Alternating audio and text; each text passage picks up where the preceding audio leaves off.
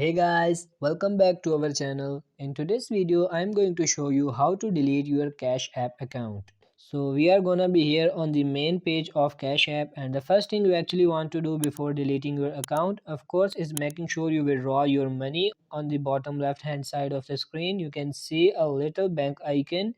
If there's any amount there, you want to make sure you withdraw that option first, so that way all your money is gone from this account before you delete it. Now once you go ahead and do that, what we are going to do is tap on this person icon. Now from this screen you can see your account information, you can see your name, you can see your picture and bunch of other things, and you can see the support option. We have to tap on this support option. On this page there are different couple of things you are gonna be able to see, but we have to do is just type in where it says search and support, and then from right over here what we are gonna actually do is type in close account. So you can see from right over here one of the top options that actually comes up to say close your Cash App account, and it's gonna bring up this thing. It says closing your Cash App account will disable your hashtag prevent payments from being received and sign you out of all sessions. Please be aware that as a financial institution, Cash App is legally required to maintain some transactions records and account information. Payment, tap confirm. Tap on confirm and your account is now fully deleted.